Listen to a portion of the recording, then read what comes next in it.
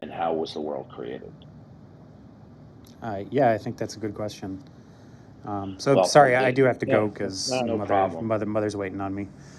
Okay. All right, have a good night. yeah, stop lying to. So I think that the immutability of God can be staunchly defended, but not to the point of absurdity, where we can say that God has a certain internal attributes and characteristics that cannot and do not change, while other aspects of God can change. Okay, where he goes from being simply God to being the creator. Now, there are some theologians that try to get around that, but they fall into certain pitfalls.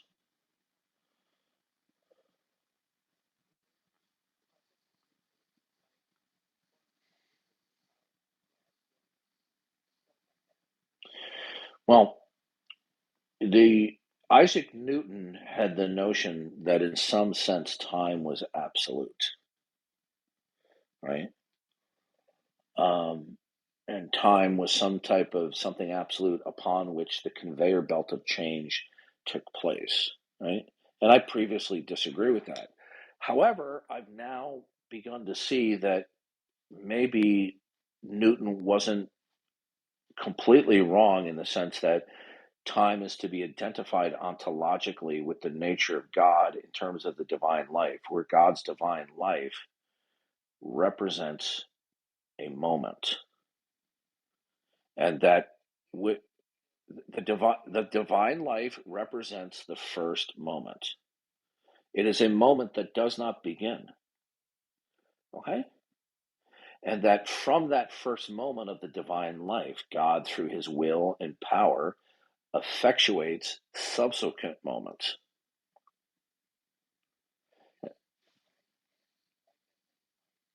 The divine, well, divine means that which is characteristically divine.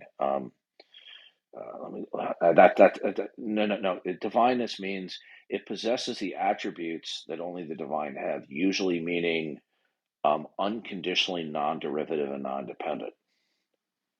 Okay, so the divine is whatever anyone considers to be unconditionally non-dependent and non-derivative. Okay, now that's usually attributed to an agent or a mind, but not always, because within certain traditions, you have in Buddhism, you can have the divine not be personal or an agent.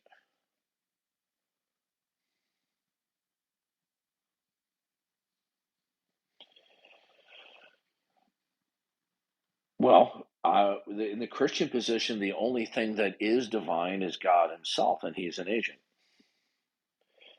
So I now believe that the biblical and the more accurate position is that time is to be identified with God Himself, that the divine life, which is without beginning and without end, is what we would call the first moment. And a moment is a state of affairs that could be otherwise.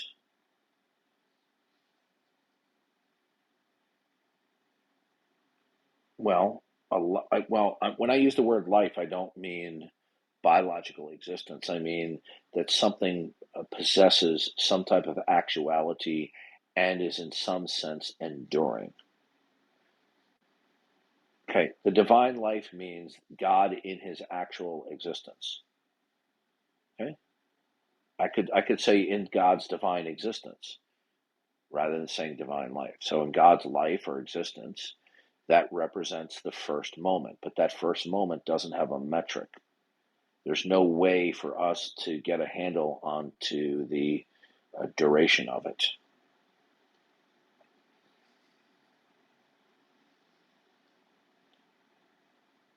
Well, that's like saying what makes God divine. Well, the divine is what is unconditionally absolute, non-dependent, and non-derivative. He is the only thing that is a necessary being, and everything else that exists is derivative.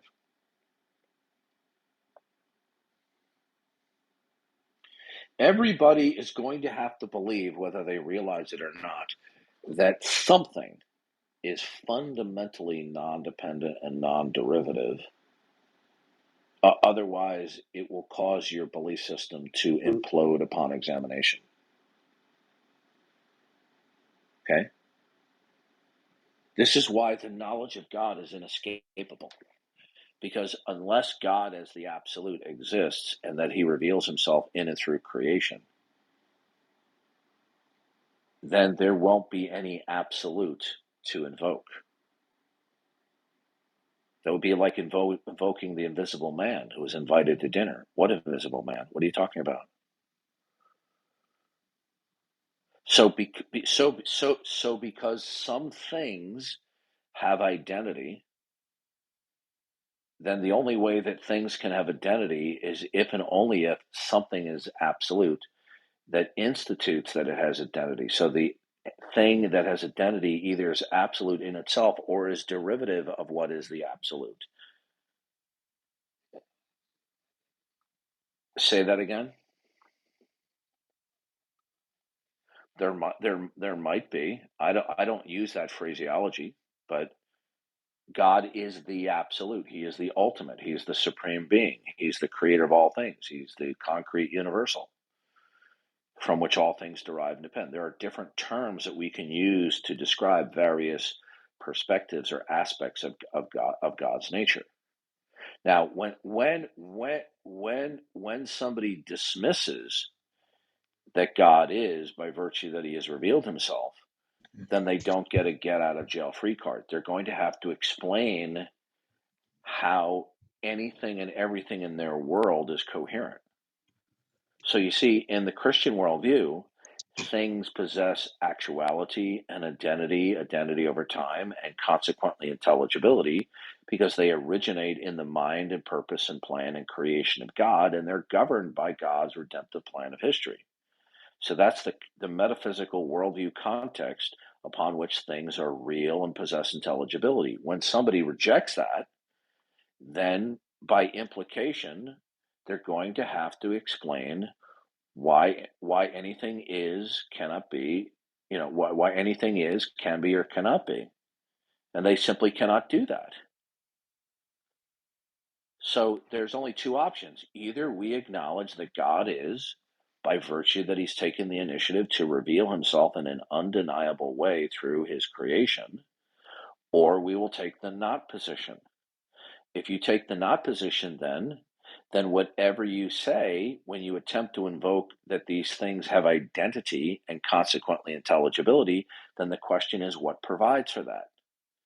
And the usual answer is people go, my mind, my reason. Well, you're not God. Your mind doesn't impose the actuality and consequently intelligibility.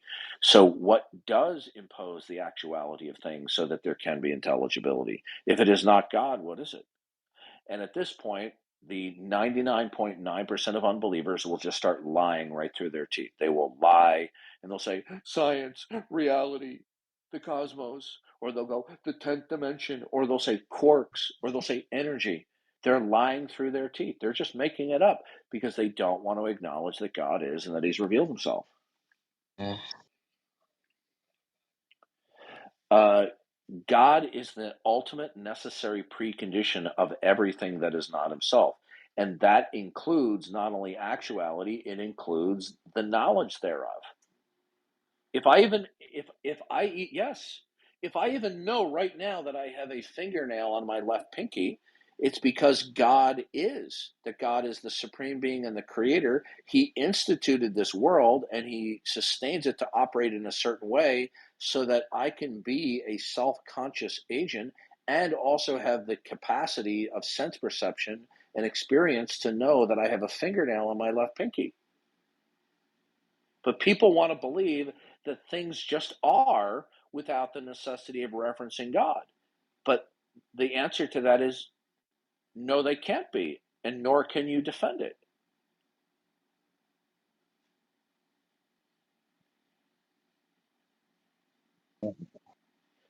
Of course, we can define God. We can't define God exhaustively, but we can define God.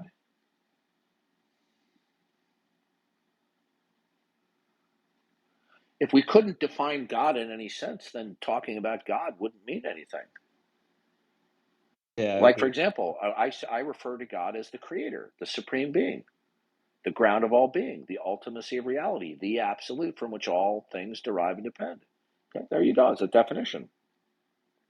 I don't limit it to that because I say that the God that is perfect. He has all great making properties, and he's represented uh, as the Christian God.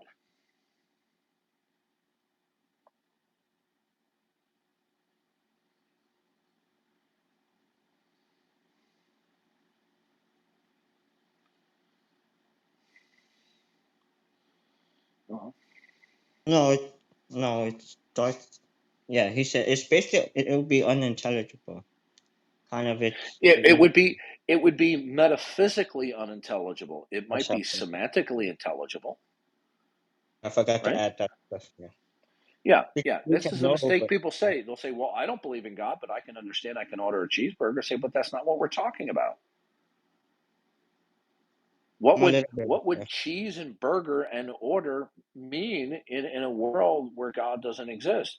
Will there be something absolute that provides for actuality, for identity over time? Is there something that makes that real? Or do they just say, well, it's real? Well, why is it real? Is it real in and of it because itself, or does something impose its realness?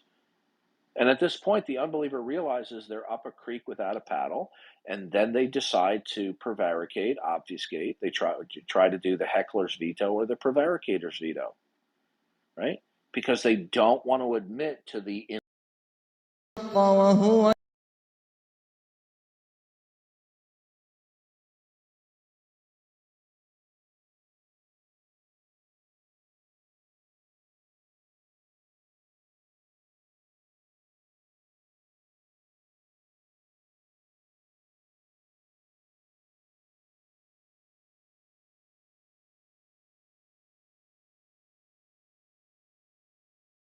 God to make it intelligible. yeah. Why? Well, okay, Yeah. so that's a claim. So then we can say, okay, good. Let's defend that claim. Go ahead. We're not disputing that both believers and unbelievers know things. That's not the issue. The issue is they're claiming to know things without referencing the necessity of God. That's a claim that they cannot defend. Yep.